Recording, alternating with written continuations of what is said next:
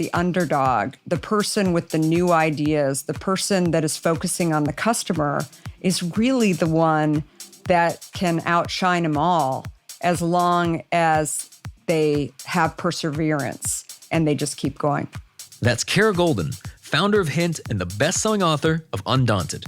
That's when I thought, I have a choice. I could either quit or I could just throw the gas on and just start going. And as long as I've got customers, as long as I've got people that actually want this product and believe what I believe, who cares? I'm Michael Mogul, founder and CEO of Crisp, the nation's #1 law firm growth company. I've built my business through practice, not theory. Crisp started with just $500 to my name and has grown to over 8 figures in revenue over the last few years, earning a spot on the Inc. 500 list of the fastest growing private companies in America. Our approach has been to take everything we've learned about generating massive growth within our own organization and help the country's most ambitious and committed law firm owners do the same for theirs. In each episode of this podcast, I sit down with innovative market leaders from the legal industry and beyond to learn from those who thrive in the face of adversity, challenge the status quo, and define what it means to be a true game changer. I sat down with Kara Goldin to discuss the power of building a lovable brand, why constant innovation is critical to maintaining a competitive edge, and how to transform setbacks into opportunities. Dark days don't last forever. You have to be open to what's coming next. And I think in so many situations, maybe I could say that I didn't see it coming. You know, you feel blindsided or whatever, but often I don't see the light coming. And I know that the light is even brighter because I had a dark moment. That's coming up on the Game Changing Attorney podcast.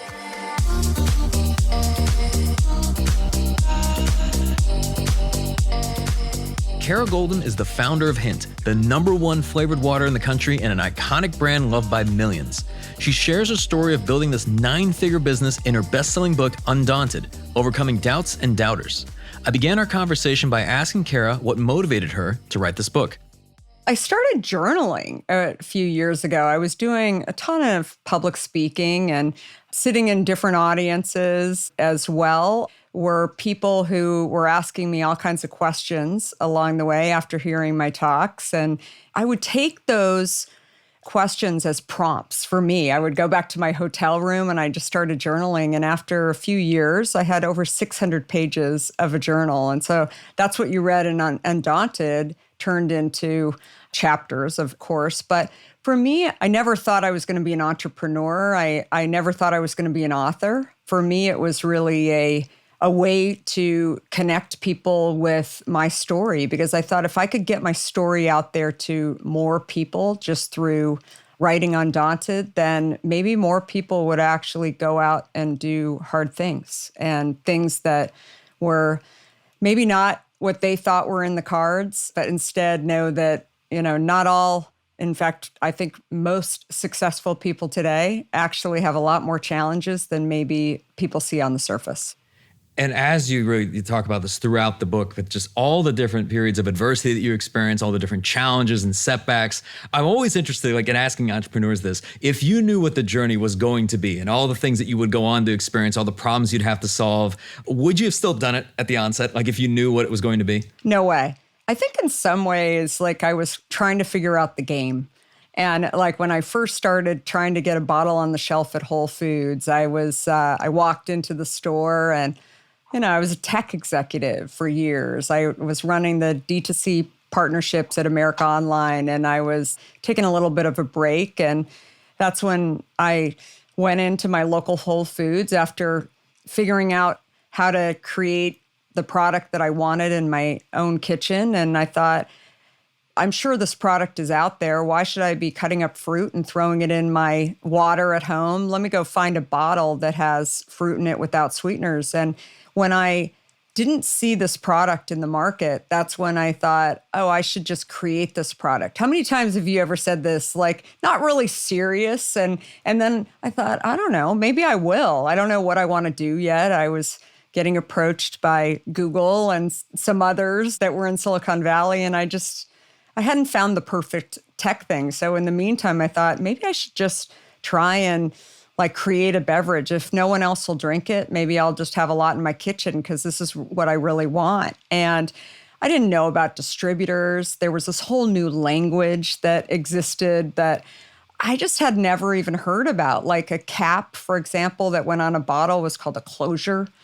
Just stupid things like that I just was fascinated by that like existed. And I just thought, I wonder if I can figure this stuff out. I wonder if I can figure out how to find a distributor and maybe I'll be the next vitamin water. I mean, that'd be really fun. Little did I know how long it would take, all of the challenges along the way. Also the fact that we were not only just establishing a new brand and a new company, but a new category. And for those who have never thought about this, a new category within an industry is, it's like climbing Everest, I guess. I've never climbed Everest. I've had a few friends that have, but it's a lot to tackle. And the main thing is that when you're creating a new category, which in our case is unsweetened flavored water, no one else was doing it. So I thought that was a good thing. Like I've got this product, this idea where there's no one else is doing it. I'm going to keep it really quiet. And then I'm going to just become the next big vitamin water. But when I tried to actually get it on the shelf, the response from grocery buyers was, well, if it's so great, then why isn't anyone else doing it? So I had to go and figure out, how do I get an audience? How do I tackle this category and make it relevant? One of the things that I talk about in the book is when you have competition. I remember when we first had a situation where Coca-Cola decided to do a knockoff product of Hint, and that was a bad day. I thought, here's the nail in the coffin. And then what I realized is that it's a disruption and it's hard when that comes along. But the main thing that you can do and the main thing that you can control is what you do. And so all that was doing was making us more relevant. We had a big guy that was coming into our space, and then he eventually decided he didn't want to play in this because it was going to take too long. So he wanted to focus on the rest of his business. So again, we ended up gaining space back and then more space. And I think that that's an important lesson for anybody in any category. When you've got somebody who is a competitor, then the world starts to pay attention to what you're doing and the importance of it. And I'm curious, what was that like? So there's going to be a lot of people listening to this, and of course they deal with competition. It could be another business in their market. But when it's Coca-Cola and you're dealing with these Goliath players, and especially if I recall early on, you were told by an executive of Coca-Cola that you'd never be able to make this product sustainable. Like there was just no future here. If you could speak to that and what that experience was like. Yeah, well, it was probably, a little bit into our journey. We weren't even, I guess, 1 million in sales yet. I was realizing how hard this industry was, and there was so much that I didn't know. I was doing great at figuring out a lot, but things like how to actually achieve what I really wanted in a product, so a shelf-stable product with no preservatives. I didn't know how to get distribution across the U.S. I could figure it out in San Francisco where I lived, but actually getting product to Chicago, and I didn't know how that all was going to happen. And I also needed capital. And so I was sharing this with a friend of mine, and she mentioned that she knew somebody at Coca-Cola who was very senior, and she'd call him and see if he'd talk to me. And maybe there was a way for them to produce our product. Maybe there was a way for them to distribute the product. So I thought, what the heck?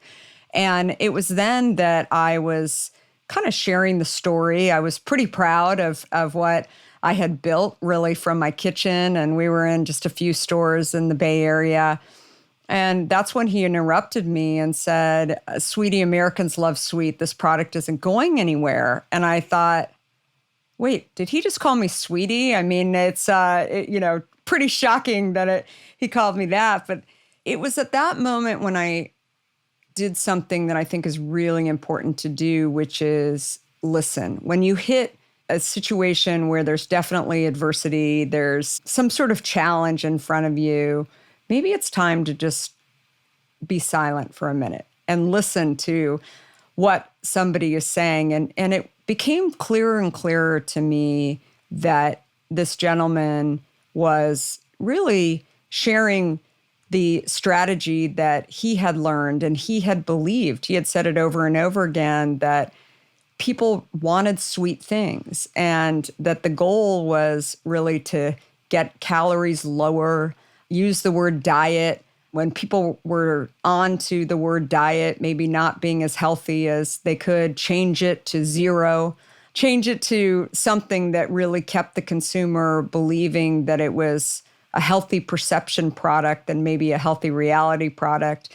And when I got off the phone with him, it was actually a pleasant enough call, outside of the fact that, he's calling me sweetie on the phone. I thought, he just doesn't get it. He doesn't get what I see. And I had these customers that were buying it in San Francisco. Now I had to figure out if there were customers in Chicago and New York and other places. And that's when I thought, I have a choice. I could either quit, which I think he thought I was going to do, or I could just throw the gas on and just start going. And as long as I've got customers, as long as I've got people that actually want this product and believe what I believe, who cares what he says? That's such an important thing, because I certainly walked into developing this product thinking that if somebody has more money, if somebody has been in it longer, if somebody is an expert, then I should fear them. But instead, what I realized is that the underdog, the person with the new ideas, the person that is focusing on the customer, is really the one that can outshine them all, as long as they have perseverance and they just keep going. I'm glad you mentioned, especially because the question that always comes up is like, how do you know when you're getting some sort of advice, whether that's actually good advice from somebody who has experience and has actually been there before, versus that's just the way they see things and maybe they don't have the vision that you do. And you relate it back to that you did have customers who loved the product, that you had use cases already were showing what this stuff works. And there's people out there who absolutely are in love with it, that it wasn't just at a stage where you hadn't sold anything yet. Yeah, it's a great question. I mean, I think that I've always believed that you have to take it to market, right? And you have to actually test it. And frankly, I think that this is something in the tech industry that was kind of ingrained in me even before starting my own company, is that you just don't really know, especially if, in our case, nobody had done an unsweetened flavored water. So I've got a very senior executive telling me this is not what consumers want. And when you dial that back and figure out, okay, he's got an opinion, I've got an opinion, I've got customers that are buying it, I just need to find more of those customers. And maybe we can both exist in a world where we've both got beliefs and there's lots of different people. But I think that so often we just don't even try. We allow this wall to be built up in front of us because we think that there's somebody with more experience, a better education, more money, whatever it is, to get in the way. And I think that the people that actually take it to market and try and figure out how do they grow that circle of consumers is the one that ultimately wins. And, I go back to the early days of Apple. And, we all know Steve Jobs' story along the way. There were computers out there. There were home-based computers. I actually had an early version of an Apple. And the reason why I was a customer is that it was different. It appealed to me. And it wasn't that I didn't understand the other computers that were out there, but I thought from a design standpoint, it was cool. And again, I think there's so many situations that I can think of where you've got the founder that maybe is a little crazy, that's got an idea that I'm sure in Steve's case, there were many people who said, who needs another computer? There's IBM, there's Dell, there's Microsoft, there's lots of other ones that are out there. But he figured out a way to create something that was a little bit different and find those consumers. So I read that you call yourself an accidental entrepreneur. And I want to talk about this because it seems like you never necessarily set out to found the company. Like this wasn't really necessarily the goal from the onset. But I'd love to hear about some of the experiences that kind of shaped you, because it seems like the persistence and the perseverance you had, which I think are very, very important traits in entrepreneurs. What life experiences kind of helped to shape you in that? I mean, so many. And I think it's so much easier to go back in time and kind of connect the dots based on being able to have those experiences. But, when I got out of college, I moved to New York and I was in journalism, was always, a big writer. I loved being around that. I was actually poached out of Time magazine to go to a little startup called CNN. There was this guy, Ted Turner, who had this dream for 24-hour news. And I knew what CNN was primarily because I couldn't get cable or I couldn't get any television at all unless I had cable in my New York City apartment. I knew what CNN was. I thought, maybe I'll go there. It's different than being in the magazine industry, but I'll go learn. And being able to see Ted like running around the office and telling everybody in a Southern accent that the world's got to have 24-hour news. There were days when we sat there and said, maybe not. But we just thought he was kind of funny. He was putting those stakes in the ground that this is what is important. Did I know then that I was going to go start my own company? No, but you look back on times like that where little things would happen along the way that hockey sticked the company. In the case of CNN, it was the Gulf War. And I was there during that time. And I remember very, very clearly where the world changed, right? CNN changed at that point. And then again, when I moved out to Silicon Valley and watching, I was working for a little startup that was doing CD-ROM shopping that was a spin out of Apple, that Apple had booted this little project out of Apple. It was a Steve Jobs idea. It was pretty cool. He took graphics and put them on a disk. And the idea that Steve had was that dial-up services, this is in the 90s when, there was no broadband, were too slow for graphics. And so there were online services that were not able to carry the graphics. So Steve's idea was just throw them on a disk and just tell the consumer to just keep upgrading the disk and we'll send them out a bunch of disks and it'll be great. Well, Apple didn't want to do that. They didn't want to be in that business. And so some guys that worked for Steve started this company called 2Market, and I found them. I had been a huge Steve Jobs fan. I didn't really understand technology or sort of how it worked, but what I did know how to do was take a new idea, like what I was doing at CNN, and go out and sell it and make people understand through stories how it applies to them and how it can help them. And so, again, I think it's really taking those experiences where you started from nothing to create something gave me the confidence to be able to take an idea like Hint and actually grow it into more. And then this little startup that I was at was acquired by a company called America Online. I'm sure Steve Case wouldn't want to hear this, but he was not in first place in the online services. There were companies like CompuServe and Prodigy that arguably were killing them. And America Online was the underdog. And so when we were acquired, it wasn't my choice to go and work for America Online. It was part of an acquisition that I agreed to be a part of. And then, what we saw was really the hockey stick. We really integrated this channel strategy. And, that was, again, a time where I saw not only that you can be number three, you can differentiate in ways that are different, and that will ultimately make you number one. And so having all those different experiences, I think gave me confidence more than anything else that these are really normal people. They seem kind of godlike, right, to most people. But for me, I feel really lucky and fortunate that I was able to see from an inside view how they did it, and that you just have to keep going. And, truly, I think perseverance is so key that so many people give up. and or run out of money or, have some challenge along the way. And I think more than anything, it's just really about putting stakes in the ground, figuring out how to be different and being able to share your story with consumers so that they can find you relevant and continue to support you.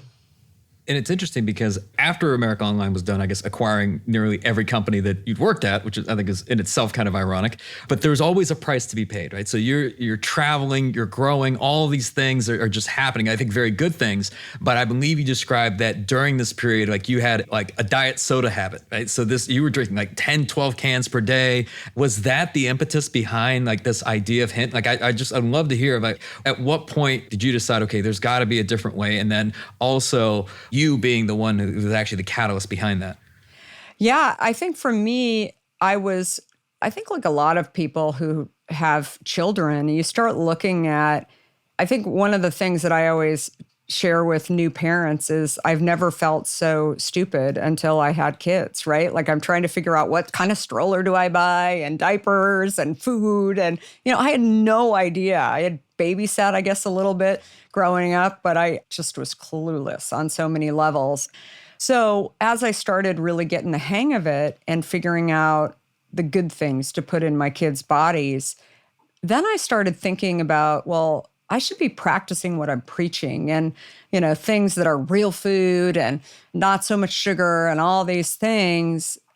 Do they really apply in my own life? And when one day I looked down at my Diet Coke that I was so fond of, that's when I thought, gosh, it's got so much junk in there. I would never give it to my kids. Why am I okay with it in my own life? And I think being an athlete to some extent, when I decide that I'm just not going to do something anymore, I just set my mind to it and I'm like, done. And I remember my husband saying to me, you've been drinking Diet Coke for many, many years. How can you just stop? And I'm like, watch me.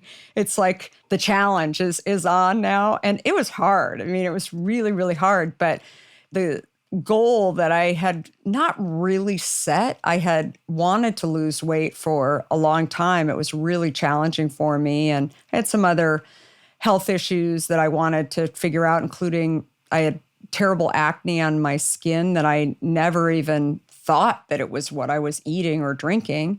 And when I saw all of those things change for me, I lost over 20 pounds in 2.5 weeks. My skin cleared up. I thought, holy moly, like this is my diet soda? I mean, how could this happen? And so I think that's when I really thought, gosh, I wish more people knew what I just experienced. And I think that if I could develop a product that could really help people get healthy, then that's a pretty cool thing to have as my legacy, right? And again, for my family, I thought, here's these little people that I'm putting the right things in their body. If I'm actually going to go do something at all, work-wise, maybe I do something that has impact. Maybe they will look at me as somebody that they look up to because I'm able to do something that really helped people where they were challenged in some way. And I think that's what we've done at Hint. I mean, it's 16 and a half years later.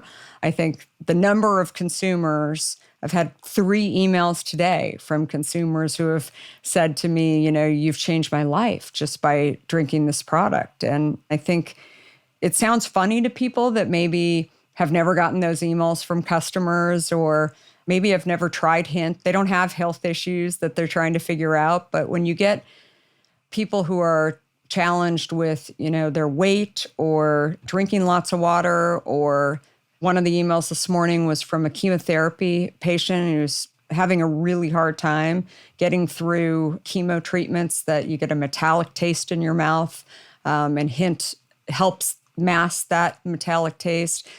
It's a powerful thing when you find a product that is able to help you. And yet it doesn't say that it's the diabetic water or the cancer water. There's many people who don't have those health issues that drink it as well. But to create a company that can really have that much impact, I think is pretty awesome. And I imagine this is going to be challenging to do on a podcast for anybody listening, but I want to make sure people at least get a sense of how hint is different. So if someone's listening and they're saying, okay, well, I've tried flavored water before, or what I was drinking before was that flavored smart water. And then I tried hint and I'm like, okay, this is on a completely different level. This tastes way better. How would you describe it? Like, I mean, I'm sure you do this quite often, but just to help somebody understand who has perhaps not tried it before, who may have some preconceived notion of flavored water. Yeah, well, the challenge with most flavored waters is that they are sweetened. And so a lot of people don't realize it because maybe they're looking at the calorie counts, for example, and they're like, no, I drink this flavored water and it doesn't have any calories in it. So, well, the challenge today for so many people is that probably the number one diet sweetener today is stevia. And so stevia is actually incredibly sweet. And so what happens when it goes in the body is that it actually messes with people's, not only with your metabolism, but also with your insulin levels. And so most people don't pay attention to insulin levels unless you're diabetic. But what was happening for me for many, many years, and this was pre-stevia with sweeteners, diet sweeteners like NutraSweet and aspartame, and even before that, saccharin, is that your body is producing this insulin. And so once you cannot control this insulin anymore, it ends up turning into body fat. That is sort of the key thing with so many of these diet drinks that are out there. But I think that the other thing is that this idea of dumping a flavor into a drink, people are not using real stuff. In fact, that was part of what I wanted to do early on when I started looking at the different flavors that were out there, was actually do things that are plant-based. It's always either fruit, sometimes we're using vegetables as well, but things in the flavoring systems for food, you may have heard that, the word natural for so many people means different things. The FDA regulations around natural include things like cockroach wings and other things that are, beetle juice. I won't tell you what part of the beetle that it's from, but things that are kind of nasty that I don't really want to be drinking, frankly. I don't really want to know about it.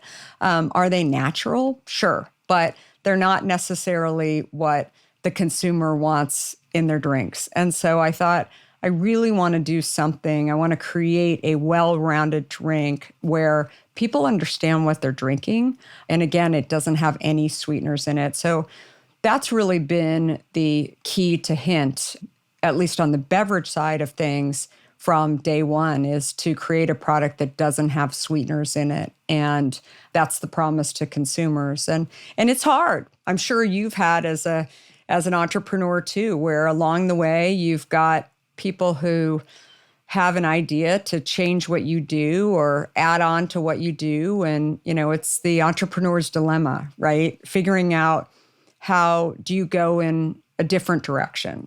And maybe you can get bigger faster, but what is your promise to consumers? And if you go in different directions, do you take your eye off the ball of really creating something that the consumer knows you for? I think that that's the key thing. And I'm curious, as we discuss this, like how much knowledge did you have prior to founding Hint just about the beverage industry in general? So the only knowledge I had was that I drank Diet Coke. That was it. I think I knew that there was Diet Pepsi out there. I wasn't a Diet Pepsi drinker, but it was definitely, that was it. My dad had actually been in the food industry. He founded a brand that was inside of a large company, a brand called Healthy Choice. I remember when I decided to go into the beverage industry, I asked my dad, come on, you've been in the industry, you know how to get a product on the shelves of the local supermarket. And that's a whole other piece of it too, that when people are starting something from scratch and you're not doing it from a perspective of being inside of a Coca-Cola or Kraft or ConAgra, some big company, these guys, they own a big chunk of the supermarket. And literally it's real estate inside these stores. And if you ever come out to San Francisco or we meet in Atlanta, I'll walk you down the aisles. I've taken friends down, and I've shown them. I don't even know who in the ice cream industry, what they own, but I can guess now. I can walk down an aisle and I'd say Dryers, for example, owns 60% of this, and I can figure it out pretty quickly. And again, it's like a world that I didn't even know existed, even though my dad was in that industry. What I've learned is that it's so much tougher to actually be able to grow it from nothing to something. And then even when you get it a little bit bigger, then you've got more and more competition that's coming at you, because potentially you are taking away share from them in the supermarket. And when you start showing up where you've got your sales per square foot is higher than some of these big brands, you're in trouble. They're coming for you. And you've got to figure out, how do I continue to differentiate? How do I continue to get different distribution where that's the only way that I'm going to be able to stay alive? And so for us, I think one way that we differentiated is we got our product into these micro kitchens at Google. And people say like, oh yeah, you were in the tech industry. It was so obvious that you went and did that. No, I mean, I was kind of trying to figure out if I shut this little idea down that I had started, and they were interviewing me for a job. And that's when this guy, Omid Kordasani, said to me, maybe you should talk to the chef, Charlie, and see if he wants some of your drinks in our kitchen, because we don't have any drinks. And that turned into our biggest account was Google. And, when Cheryl left Google and went to Facebook, her assistant called me and said, hey, Cheryl, used to get it at Google. Can we get it at Facebook? I'm like, sure, I'll just drive my Grand Cherokee down to Facebook and bring some cases. And again, those businesses, that was the start of having different distribution. And, the last thing I'll say, it's funny thinking back on those days, because we were the only drink inside of Google for 18 months. There was no other drink.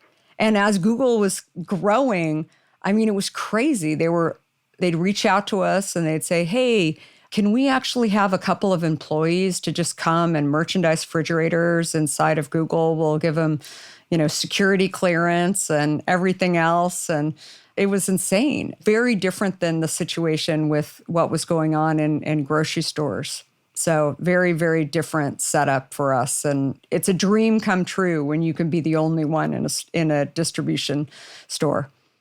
And as I think about all this, I have to wonder if not knowing, like the aspects of like when you don't know what you don't know, it was an advantage in a sense of just driving a lot of creativity and innovation. I'm curious, just with everything from creating the product to the bottling to the distribution to building the brand, all this stuff, what was the most challenging part?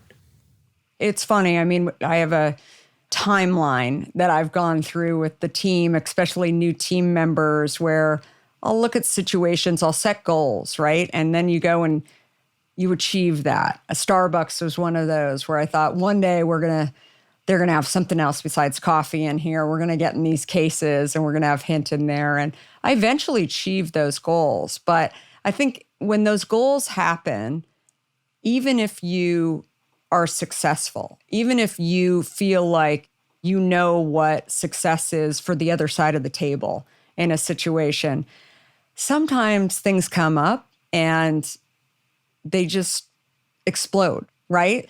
In this case, we got kicked out of Starbucks. We had like a year and a half of traction in there and we were doing great and everything was awesome. And then it wasn't.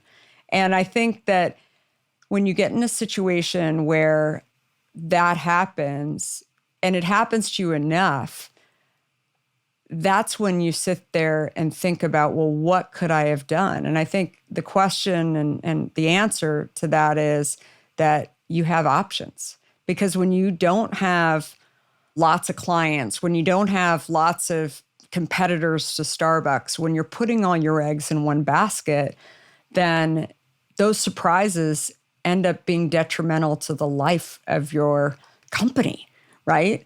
And so I think that's kind of the key thing that I've learned along the way is that always have options. Because when you don't have options, that's when you feel like they've got you by the throat, right? And then you make bad decisions because you've got to stay alive, right? And I think like no one ever wants to be in those situations, but I think it's always important to be thinking about, how do I diversify? How do I not have all my distribution in Google, even though it's, an incredible place to be and place to start? How do I go find more of those? And I think just always be on your toes finding those. I'm sure in your business too, right? Especially when everything is great, you just think like, okay, I'm going to kick back. And I mean, do you feel that way as well? It's interesting because at our recent conference, I shared kind of the story of Crisp and all the lessons learned. And what was interesting to me as I was reflecting on that when we were creating the presentation, at least in my case, I found that after every great thing that had happened, after every kind of, I guess, leap that the business had made, on the other side of that was some huge bit of adversity that I did not even know was waiting for me. And that the cycle would repeat. Something amazing would happen. I'd feel that every problem was solved right before a massive problem larger than anything I could have imagined was looming. And then we'd solve that problem. And then I'd think, okay, we're getting the hang of this. And then another massive problem. And it's literally that year after year after year after year, things that at first blindsided me, now I've come to expect them. It sounds like you've had a similar journey in the sense that after every great thing, so like in the example of Starbucks, you get like distribution at all these Starbuckses. And then I guess Howard Schultz decides they want to add food to the Starbucks offerings, right? They need to free up some like refrigeration real estate, right? So then they pull Hint, things like that. I'm just curious, what are those days like for you? And then how do you bounce back from them? I think it's always looking at, they don't stay bad for very long. And it sounds like you've had those situations too, where it really is a cycle. And that's what, it's so great to be able to go back and share those stories too. Because I think oftentimes I think there's still a lot of people out there that don't want to talk about, their challenges or their failures. And I think that if you can actually be upfront about those, first of all, I think opening up is kind of your own therapy session, right? Where you talk about it and it's definitely got some challenges. People are going to learn from them. They'll ask you questions that maybe a lot of times you have been asked, but other times you haven't been asked along the way. The key thing is just to know that dark days don't last forever, and that you have to be open to what's coming next. And I think in so many situations, maybe I could say that I didn't see it coming, to your point, where, you feel blindsided or whatever, but often I don't see the light coming, right? And I know that the light is even brighter because I had a dark moment. I'm such a huge believer in that. When you think about it, it's very exciting. And that's what you have to believe. But instead, if you just sit and you think, I'm a failure, I've always got challenges, my life sucks, whatever, then I don't think you're open to the new things. I think you've got to open yourself up and know that there's things that are coming around the corner. You've got to wake up every morning and think about, okay, what are the things that I want to go accomplish that maybe I didn't know that I had time to do or hadn't really, blue sky things like a lot. And the more you do that, the more you're going to find you're good, you're light. It's almost like setbacks sort people. And what would we be without them? Because any entrepreneur that I've spoken with that has achieved anything of impact or significance, there's always the stories of like adversity. And here are not just the challenge that I experienced, but more importantly, the lessons. Like, here's how this happened for me. So with every challenge, at least that I've experienced, there was always something in that there was a lesson that could be applied to, really not just what the solution would be, but to making any sort of forward progress. And I'm curious, so something we share is that we both work with our spouses. And I'm curious as to how that dynamic, personally and professionally, what was that like, with you and your husband, Theo, and just throughout this journey, what has that been like in terms of building a family while also building this business? It's funny. I never thought, like, people have always asked me, did you always know you wanted to work with your husband? No, not at all. I think for us, we were incredibly busy people. He was an intellectual property, Silicon Valley attorney. Here he sees his wife with this crazy idea to start a beverage company. And I'm like, hey, can you go take product to Google for me? And, he was like, sure, I'll go drive it down for you. And I mean, that was like the beginnings. And what he realized was this mission and this passion to actually help people and to change society for the better was something that he really believed. He's a son of a doctor. I mean, he really believed that health was something that if you didn't have it, no matter how much money you had, no matter what your gender was, where you lived, like the world was hard. And so he thought, this is really interesting that you've stumbled upon something that really can help people. And, I'll help you out while I'm trying to figure out exactly what I'm going to do next. And, we've been married for 26 years and 4 kids. And I think we always had different skill sets. I always share, I don't know if your wife has similar skill sets, but we're really, really different. And we both really appreciate each other's skill sets. So it's very natural for us to kind of go from idea to execution between the two of us. And it's not, I think I probably used to be more on the idea side and he was on the execution. I think we've learned from each other over the years. I always share with people, for example, he came in almost 17 years ago now and started running operations and helping. He had never had any experience in operations. And he spent a lot of time at bottling plants over, the years. And I spend a lot less time at bottling plants, but I always want to know about the aspect of bottling this product and really understanding it. And I think that's the key thing. I may not spend the largest percentage with it, but I think I always want to be able to do that. And so having like a clear divide in responsibilities, I think is not necessarily the way we've done it. Just like, with parenting, it has to be like a yin and yang. It has to be, you work with each other. And I think that that's the key thing. And as all this is happening, because one of the things that really stuck out to me was the brand that you had developed in Hint. Like, did you ever expect that to happen of just, not people just enjoying the product, but literally like the brand that would take off and then also seeing it not just in Silicon Valley, but in businesses really all over the country and beyond? What are your thoughts on the brand itself? How much of that was by design? I think very much like from the beginning, I had this idea. I mean, it's funny. Somebody was just asking me this question the other day that they're like, how did you decide to put the hint down the side of the bottle? I had this vision that hint should just be on the side. I don't know. I didn't know a lot about label design or anything, but I think I looked around at a lot of different products and stores, and for me, I just thought that I'll just keep trying it. It's interesting. In the food and beverage industry, one thing that I've really believed is kind of different than the tech industry is that there's this idea that when you launch something that you don't change it. In the tech industry, it's updates 2.0, go back to Apple again. I always tell people that there's like at least 2 iterations of the iPhone that is sitting in a safe inside of Apple offices right now that is just watching how the consumers respond to this iPhone. And that's not true in food and beverage. They just create an entirely new brand. Maybe they change like a sweetener after they start seeing sales fall or whatever. But for me, I just kept thinking, let's just get it on the shelf. Let's see how consumers respond to something.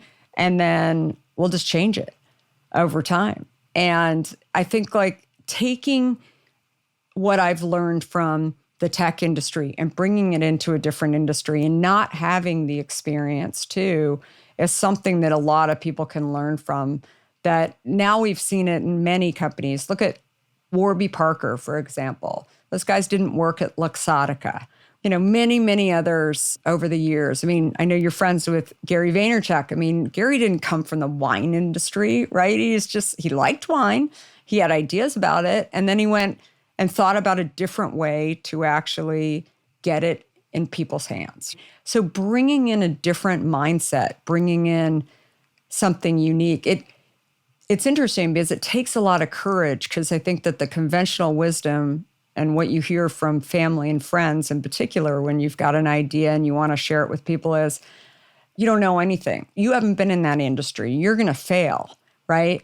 It's going to cost a lot of money. How are you going to go up against Coke and Pepsi? How are you going to go up against, the big guys?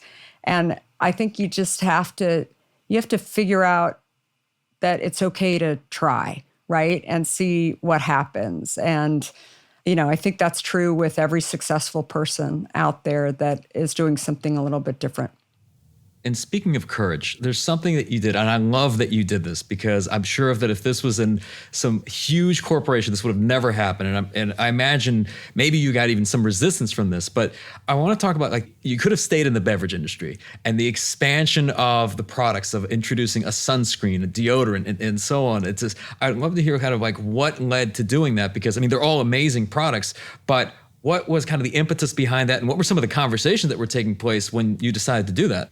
Yeah, I mean, I guess sunscreen was the first one that we developed outside of the drinks. And the key thing that I started seeing early on from and hearing from our consumers was that they would ask me, I mean, here's somebody who didn't have any experience in the beverage industry. They had grown to love Hint, and they would come to me because I had solved a problem, I guess, for them. And they would come to me and ask me things like, what kind of chips do you eat? What kind of sunscreen? Because I was like the detective, I guess. I don't know. Like, it was an everyday occurrence. I would hear from consumers asking me these questions. And that's when I started to look for myself for a great sunscreen. And I still do this today. I mean, I'm constantly like looking at products and thinking, why isn't it like that? I didn't like sunscreen that were better for you sunscreens because they all left me white. They weren't clear at the time. And they had zinc that they hadn't mastered how to do that formulation without making everybody white. And I actually had pre-cancer on my nose. And that's when I thought, I should probably wear a lot more sunscreen than I do. And again, I couldn't find the product. I think there's multiple types of entrepreneurs. There's entrepreneurs that see success, maybe I'll pick on vitamin water. Maybe you see vitamin water and you're like, okay, I'm going to go create another vitamin drink because one is successful. I'm the kind of entrepreneur that won't start a company unless I don't see it.